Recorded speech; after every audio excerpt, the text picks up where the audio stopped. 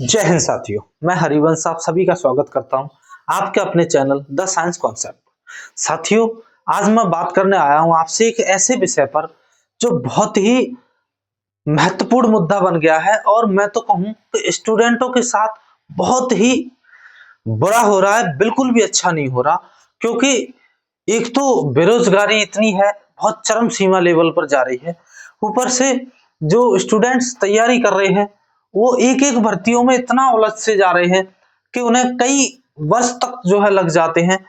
अब वहां पर देखिए, एक गरीब स्टूडेंट या गरीब परिवार के जो है स्टूडेंट के साथ तैयारी करने वाले छात्र के साथ समस्या ये हो जाती है कि वो इतने दिन तक लगातार ठहराव नहीं रख सकता, इतने दिन तक तैयारी नहीं कर सकता, जो कि भर्तियां उलझती जा रही हैं। कई कई वर्ष लग जाते हैं भर्तियों को होने में।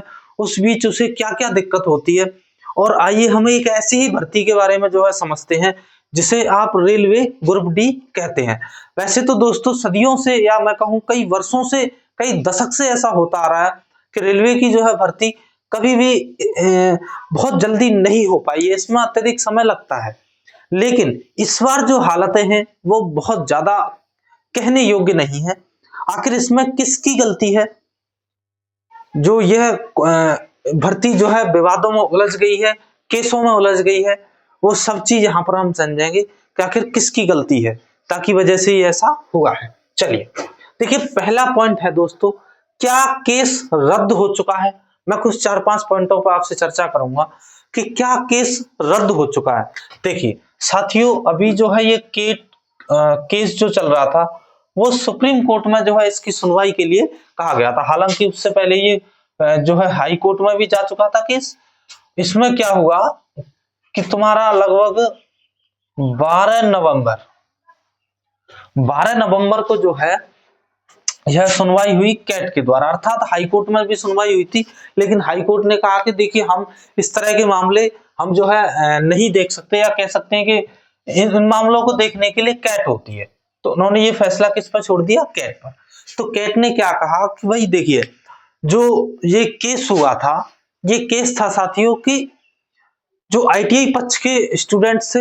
एक्चुअल में ये केस आईटीआई और उसमें था, आईटीआई प्लस आपका जो है 10th, इन दोनों में ये केस था। ठीक है, केस क्या था? देखिए, केस ये था कि सबसे पहले जो है इसका जो ग्रुप डी का जो नोटिफिकेशन आया था वो आपका मेरे हिसाब से शायद 28 दिसंबर को नोटिफिकेशन आया था, जिसमें सिर्फ आईटीआई इसके करने की बात की गई थी। एक शॉर्ट नोटिस था। उसके बाद जब जो है स्टार्टिंग हुई 22 जनवरी से, उस दिन फुल नोटिस आया जिसमें आईटीआई प्लस 10th दोनों को अलाउ कर दिया गया। तो इस चीज के ऊपर जो है जो आईटीआई के स्टूडेंट थे उन्होंने यह केस किया हाई कोर्ट में कि सर ऐसा क्यों किया गया। तो क्या हम कहें कि ये गलती थी? क्या ये रेलवे की गलती थी? चलिए आइए समझते हैं कि एक्चुअल में गलती थी किसकी, जिसकी वजह से जो है ये पूरी भर्ती विवादों में उलझ गई है। और जो स्टूडेंट इसकी बहुत शानदार या अपने जो अंतिम तैयारी कर रहे थे, तो उन्होंने यही सोच लिया था कि अब यही है बस। वो स्टूडेंटों के लिए बहुत ज्यादा समस्याएं हो रही हैं। तो मैं ये निवेदन करूंगा जो है सरकार से, रेलवे विभाग से, कि भाई इस भर्ती को जल्दी से जल्दी सुचारू रूप से जो भी हल निकले उसको निकाल कर भर्ती प्रक्रिया चालू की जाए। क्योंकि बहुत साथी हैं जो इसमें उलझे हुए हैं और वो गरीब परिवारों से हैं। वो इतनी ज्यादा समय तक तैयारी नहीं कर सकते, इतना ज्यादा समय इनमें नहीं दे सकते। चलिए, तो इसमें क्या हुआ दोस्तों कि कैट ने फैसला दिया, भाई 12 नवंबर को फैसला दिया, और उन्होंने इस भर्ती पे जो केस लगा था उस केस को जो है रद्द करते हुए कहा कि अब दोनों ही इसमें शामिल होंगे। अब बात यह है कि क्या भर्ती पर स्टे लागू रहेगा? भाई केस क्या है ये तो मैंने समझा दिया। आईटीआई वालों का केस है, और केस ये है, पहले 28 दिसंबर को शॉर्ट नोटिस आया आईटीआई के लिए स्पेशल, बाद में 22 जनवरी को जब फॉर्म अप्लाई हुए तो फिर 10th वालों को भी जोड़ दिया गया। जबकि आईटीआई वालों के केस में स्टार्टिंग में दम इसलिए रही थी ताकि इस भर्ती पर स्टे हुआ था कि भाई आईटीआई वालों का कहना था कि आपने 2000 जो 19 वाली भर्ती थी जो लॉकडाउन के बाद हुई थी, 19-20 में जो भी भर्ती थी उसमें पहले से रेलवे विभाग ने कहा था कि भाई जितनी भी टेक्निकल पोस्ट है उन पर हम सिर्फ आईटीआई को लेंगे, और आप जो भी स्टूडेंट है हम इस बार आपको मौका दे रहे हैं, अगली बार आप अपनी आईटीआई कर लेना जो लोग रेलवे ग्रुप डी की भर्ती देखना चाहते हैं। ये बात रेलवे ने खुद कहा था। जब आपने पहले कहा है तो फिर अब ऐसा क्यों किया भाई? 3 से 4 साल बाद भर्ती आई थी, 4-5 साल बाद फिर आपने ऐसा क्यों किया? इस वजह से आईटीआई वालों के केस में ज्यादा पक्ष होते हुए उन्हें जो है इस पर भर्ती पर स्टे मिल गया था। लेकिन अब ये स्टे देखा जाए तो क्या भर्ती पर स्टे कब तक लागू रहेगा? तो दोस्तों ये तुम्हारा 13 नवंबर यानी 12 नवंबर को जो है फैसला हुआ है। मैं कहूं तो 13 नवंबर के बाद ये स्टे प्रॉपर देखा जाए तो हट जाएगा। अब देखिए ये स्टे 13 नवंबर को भी हटता है, तब भी क्या चांस है कि एग्जाम 17 नवंबर को हो जाएगा? तो देखिए अब के मायने देखते हुए अगर मैं बात करूं तो 17 नवंबर को एग्जाम होने के चांस जो है बिल्कुल भी नहीं है। क्यों नहीं है? तो भैया एग्जाम से 10 दिन पहले क्या बतानी पड़ती है भाई? सिटी इंफॉर्मेशन देनी होती है रेलवे को, और वो काम जो है 10 दिन पहले ही होता है। लेकिन क्या हम ये कह सकते हैं तो 17 नवंबर के बाद, या हम कहें कि 13 नवंबर को भी स्टे हट जाती है, अर्थात आज स्टे हट जाएगी, और आज स्टे हटती है तो क्या फिर आज से 10 दिन बाद हम जोड़ सकते हैं 23 तारीख से? जी नहीं, 23 से तो नहीं, लेकिन फिर भी मैं मान के चल रहा हूं कि यह पेपर जो है ग्रुप डी का पेपर स्टार्ट होने के बहुत ज्यादा चांस है कि दिसंबर के प्रारंभ में ये स्टार्ट हो जाए, और 25 नवंबर के बाद भी स्टार्ट हो सकता है ये।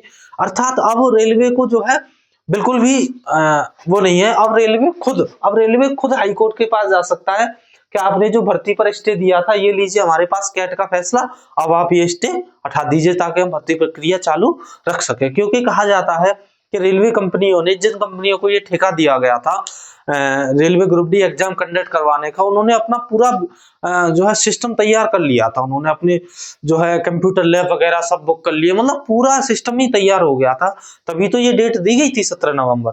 लेकिन बाद में इस पर स्टे आ गया, तो उस स्थिति में ये समस्याएं झेलनी पड़ी। तो अब तो जो है रेलवे खुद जा सकता है कोर्ट कि भाई अब ये जो है ये लीजिए आप कैट का फैसला और इस पर स्टे हटवा दीजिए। और लेकिन इसके बाद वैसे भी कह रखा है कि किसी भी भर्ती पर अगर कोई केस है, स्टे नहीं है, केस है, तो भी भर्ती चलती रहेगी, और जो भी फैसला होगा उसके हिसाब से बाद में वो कार्य कर लिए जाएंगे। या फिर फैसला बाद में भी आता है तो ज्वाइनिंग देते समय ज्वाइनिंग में साफ कहा जाएगा कि भाई अगर फैसला आपके विपक्ष में आता है तो आपको जॉब से निकाल दिया जाएगा। लेकिन जॉब भर्ती प्रक्रिया पूरी सुचारू रूप से चलती रहती है। ये लेटेस्ट जो है नियमानुसार है। आगे है कि आईटीआई पक्ष के लिए हाई कोर्ट व सुप्रीम कोर्ट का विकल्प बाकी है। भैया बिल्कुल है, विकल्प बाकी है। भाई आईटीआई वाले पक्ष के इससे संतुष्ट नहीं हुए तो वो हाई कोर्ट या सुप्रीम कोर्ट फिर से जा सकते हैं। भाई पहले हाई कोर्ट जाएंगे, हाई कोर्ट में याचिका नहीं सुनी जाएगी तो सुप्रीम कोर्ट जाएंगे। लेकिन भर्ती पर स्टे लगना तो अब थोड़ा सा इम्पॉसिबल है।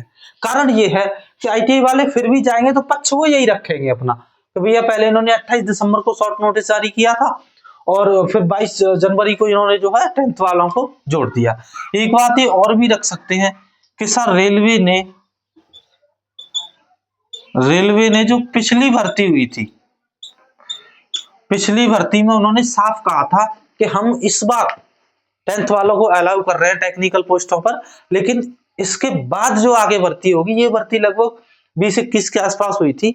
उन्होंने कहा था कि अगली जो भर्ती होगी रेलवे ग्रुप डी की, उस तब तक जिन लोगों को ये भर्ती देखनी हो तो वो अपनी आईटीआई कंप्लीट कर रहे हैं, और तब से आराम से 4-5 साल का समय मिल चुका है। तो फिर ऐसा क्यों किया? इन 3 जो है पॉइंटों पर जो है आईटीआई वाले फिर से कहां पर जा सकते हैं? तो साथियों फिर से हाई कोर्ट या सुप्रीम कोर्ट जो है जा सकते हैं। लेकिन स्टे मिलना बहुत मुश्किल होगा, क्योंकि अभी जो स्टे मिली थी वो इन्हीं पॉइंटों पर मिली थी।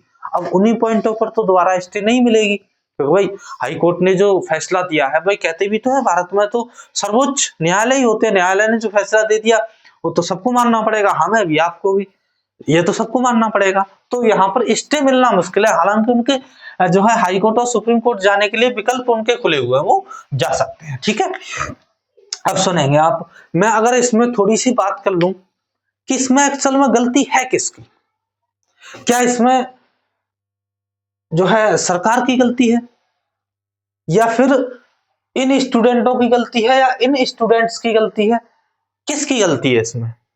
तो मैं ये कहूंगा साथियों कि इसमें अगर देखा जाए तो अधिकतम जो है ज्यादातर इसमें जो है कहीं ना कहीं चूक रेलवे से ही हुई है, ताकि उन्होंने जो है इसमें ये वाला लफड़ा जो है डाला था। जब आपने पहले शॉर्ट नोटिस में आईटीआई वालों के लिए स्पेशल दे दी थी, तो बाद में आपको ऐसा नहीं करना चाहिए था।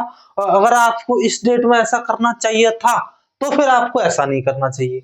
यानी उन्होंने जो है खुद इसमें हल्की फुल्की सी जो है मिस्टेक कर दी गई, जिसके कारण ये भर्ती प्रॉपरली कोर्ट में चली गई है। लेकिन अब ये भर्ती में जो है क्लियर साफ नजर आ रही है हमें, बहुत जल्द होने वाली है ये। इसके एडमिट कार्ड अब आप कुछ भी कह ही नहीं सकते कब आपके नजदीक आ जाए, अर्थात ऐसी कौन सी शाम को आप सोए कि जब सुबह पता चले कि भैया उसके तो एडमिट कार्ड आने लग गए, सेंटर अलॉट, आपको सिटी इंफॉर्मेशन आने लग गई है, फिर आपको बिल्कुल भी समय नहीं मिलेगा। इसीलिए आप अपनी तैयारी बिल्कुल बरकरार रखें। तो देखिए, तैयारी की जाए या नहीं, तो बिल्कुल साथियों आप अपनी जो है तैयारी बिल्कुल जारी रखें आप, और शानदार तरीके से तैयारी करिए अपना जो है इस पेपर के लिए, और इस पेपर को निकालिए जिसमें आपका मैथ और रीजनिंग, जीके जीएस और साइंस, ये जो है ये इसका वो है टोटल जो 100 क्वेश्चन आते हैं, जिनके लिए आपको 90 मिनट का टाइम दिया जाता है। ठीक है भाई, ये आप जो है अपनी तैयारी बरकरार रखिए। मेरे तक जितनी इंफॉर्मेशन मैंने कलेक्ट करने की कोशिश की थी वो सारी दे दी, और यही प्रक्रिया होने वाली है। आप कहीं भी आप अपना जो है देखना, प्रक्रिया से बाहर नहीं जाएगी। बस जो केस कोर्ट केस था वो मैंने सब कुछ समझा दिया, बाकी हम आपको मिलेंगे तैयारी के साथ। और अगर आप बायोलॉजी की तैयारी करना चाहते हैं तो आप हमारे इसी चैनल पर आप जुड़ सकते हैं, जिस पर बायोलॉजी की फाउंडेशन कोर्स कराया गया है, कोर्स बरकरार चालू है, और इसमें प्रैक्टिस सेट भी कराए जा रहे हैं। आप उस पर जाइए और अपनी तैयारी कीजिए, तैयारी कहीं से भी कीजिए, कोई दिक्कत ही नहीं है, बस तैयारी करिए।